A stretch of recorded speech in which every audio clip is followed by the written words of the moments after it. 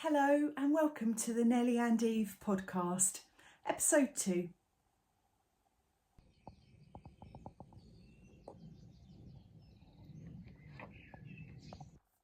Hello, thank you for joining me. I'm Helen and I'm the natural dyer and owner of Nellie and Eve plant dyed yarns, and you find me here today in my studio on a mountain in West Wales, UK.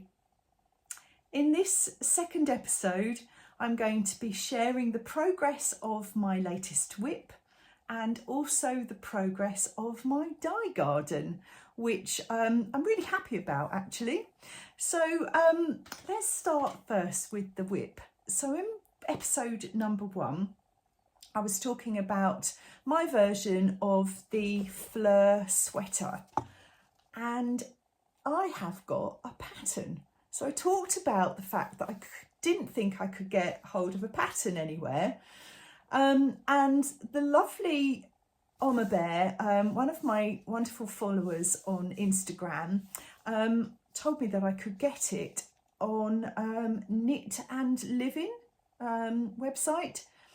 So I rushed over there very quickly and I have purchased said pattern, which I'm really happy about because it sort of takes the guesswork out of the motifs. So I have been making motifs like crazy, and I am really enjoying the project so far. I haven't crocheted for ages and I don't know why. Once I picked up my little hook, I'm using this lovely rust yarn. This is my Dale's 50/50. This is a fingering weight 4-ply, and once I got started, I've got the bug again on crochet. It's just a really cute little portable project, these little motifs. I haven't crocheted for ages, like I said, and I'm now really enjoying the process. So 4mm hook, and this yarn held double to get gauge on these little motifs. These are 6.5 by 6.5 square, although mine turned out a little bit bigger, which I don't really mind actually, that doesn't matter so much. And so far I have used 2 skeins of yarn. So do you want to see what I've been doing so far? I'm so happy with this. So here, let's give you the right side. This is what I've done so far. I'm really happy with it. Let's just hold it up here and show you.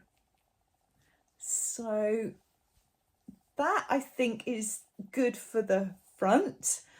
I've actually got a side panel in here,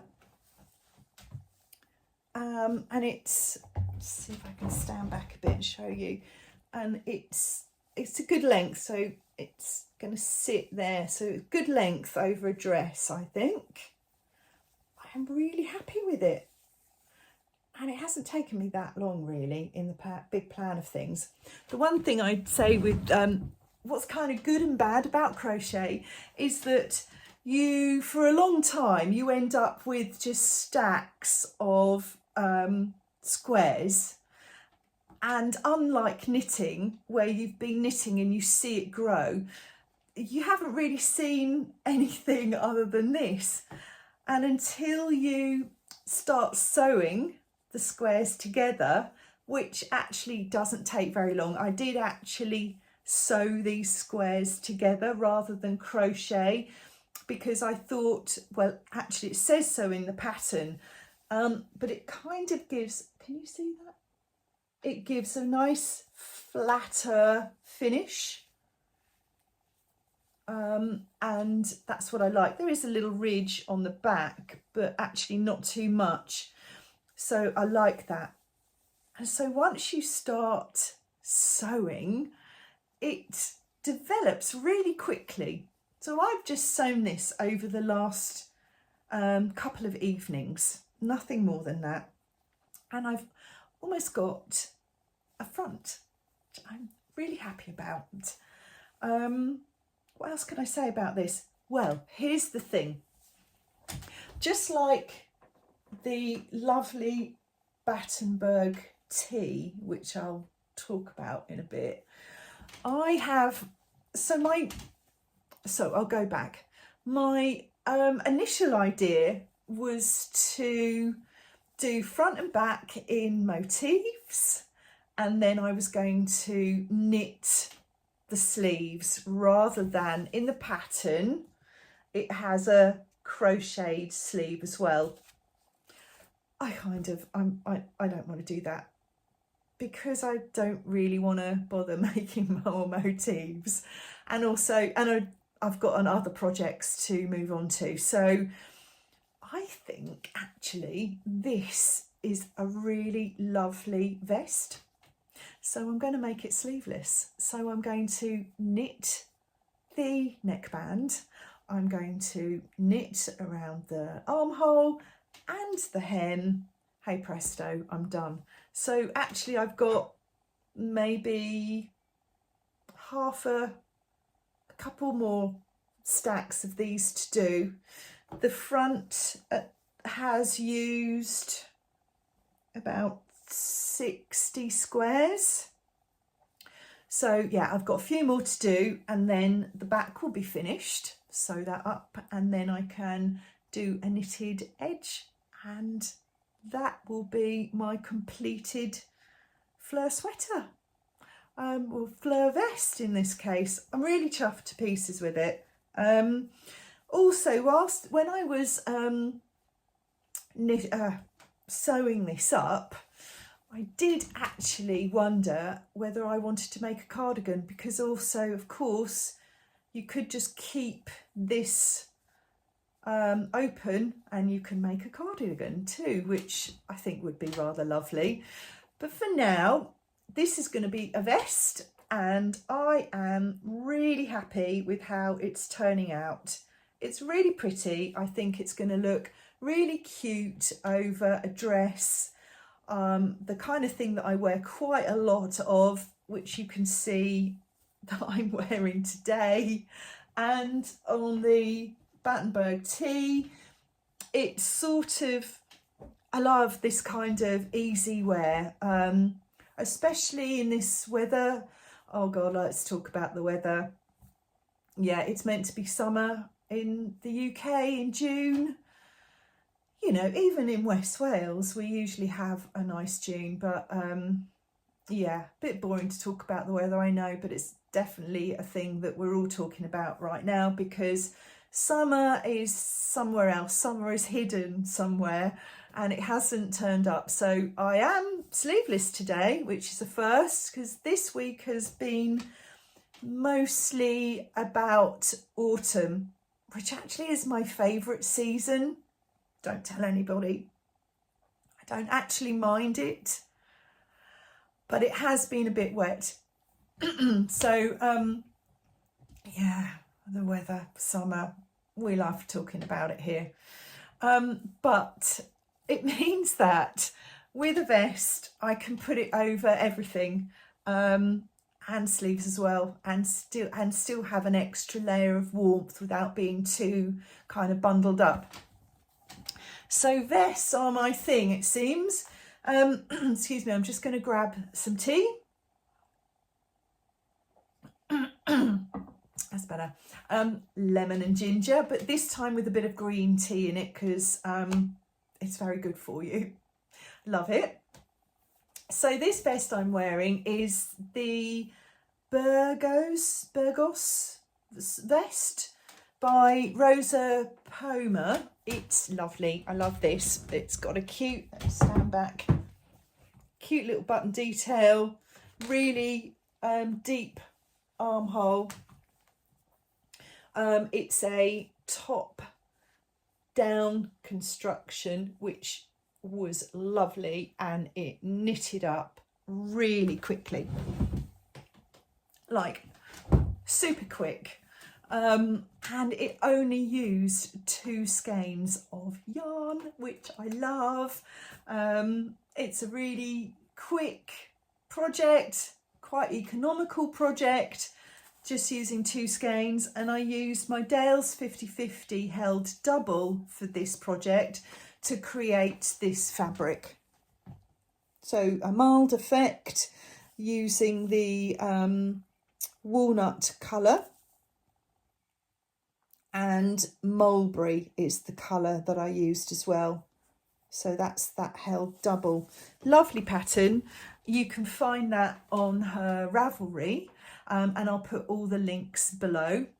And the other pattern, the garment that I've just been talking about, was the Battenberg tee. I'm going to get this off the model mannequin because you won't be able to see it, why it's called Battenberg. Now you can. Isn't that lovely? It's great, love it. It's a really lovely tee. It's by a Welsh designer called Sashkia Thomas, and she is Gold Freckles on Instagram. Go and have a look at her page, it's lovely. And this was my Trysori-treasure Welsh yarn held double to get gauge, using 7mm needles, which again means that it knits up really quickly and super satisfying knit. It's lovely, really like it. I'm just going to dress Miss Blossom again. For those of you that have read or know I Capture a Castle by Dodie Smith, one of my very favourite books. There's a mannequin in there called Miss Blossom, so that's Miss Blossom, that's why she's called that.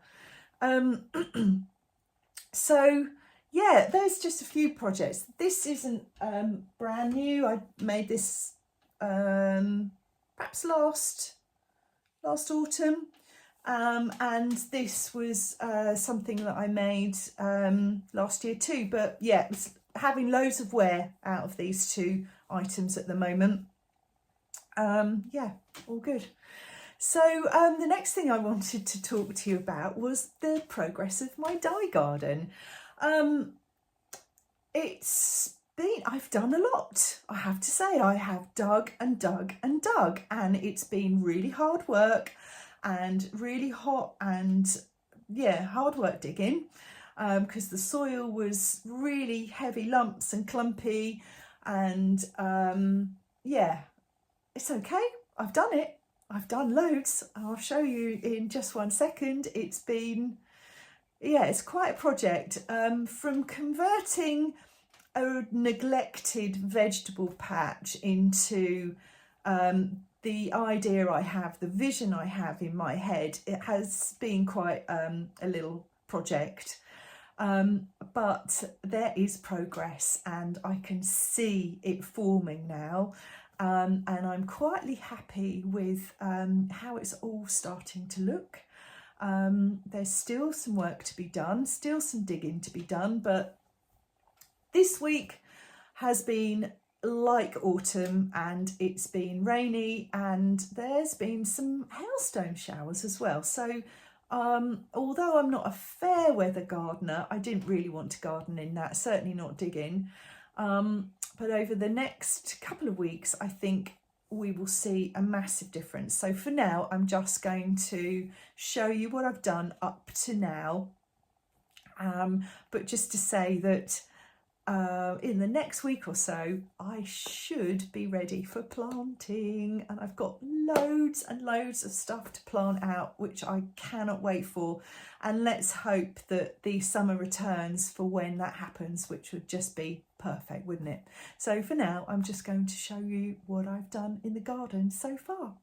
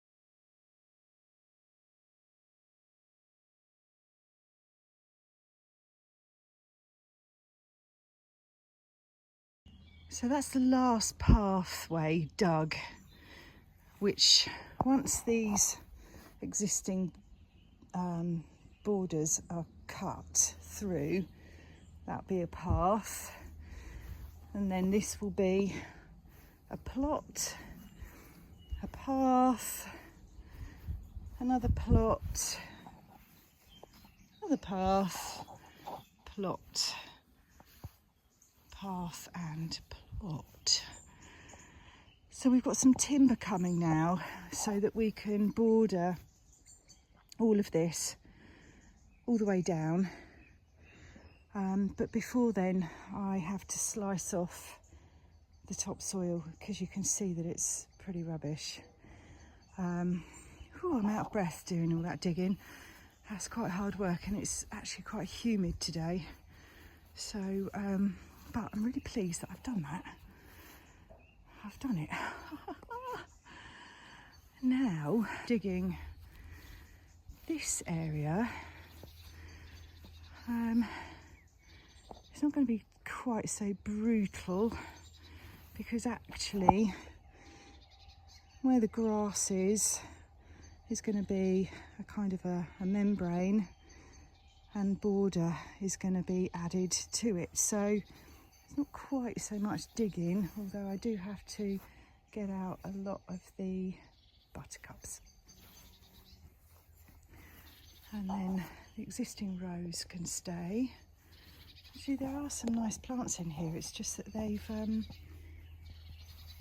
have been eaten up by buttercups and a few brambles as well, so not good.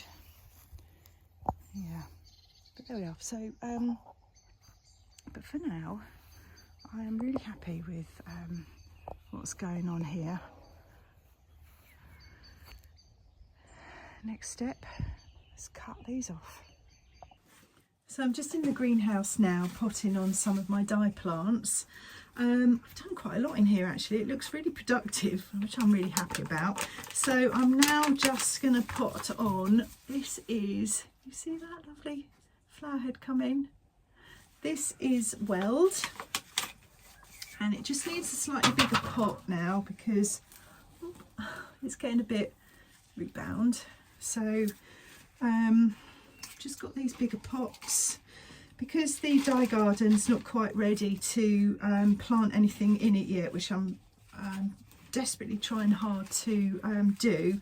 I'm just going to plant these on so that they've got a little bit more room to grow and they won't get distressed by being in small pots. So that's Weld, and Weld you use the leaves and the flowers, little flower spikes, are kind of little yellow petals, and you can use the leaves and the flowers to create a gorgeous yellow colour.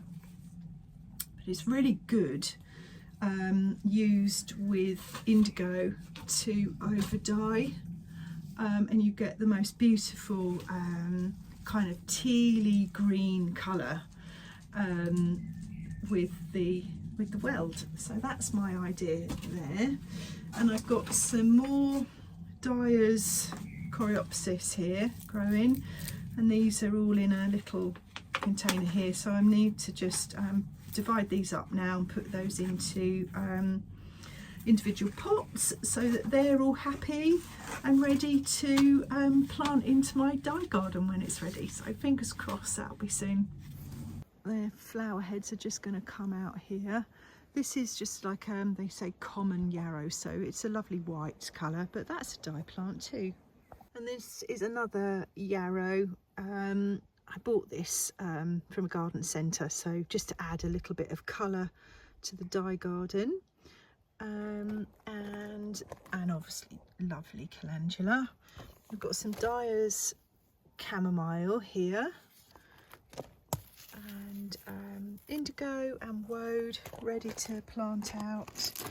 We've got purple loosestrife and wild carrot, both dye plants, and also teasel. Well, teasel isn't a dye plant, but the lovely seed head used to be used for carding wool fibres, and so I feel like I need to put it in as a bit of a nod to the wool industry and to my roots in wool.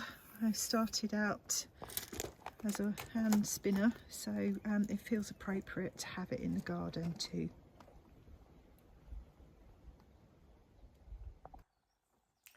So that was the garden. I'm hoping that you can see a difference from episode 1. It certainly feels like a difference from me with all the digging that I've been doing, but I have to say I'm really enjoying it. It's been really good fun. It's a really lovely project. Can't wait to get planting. So that is it for episode 2. I hope that I'll be sharing this finished with you next time, and lots more progress on the garden too. Thank you all for watching. If you like this and you'd like more, then please subscribe. I'd be most appreciative.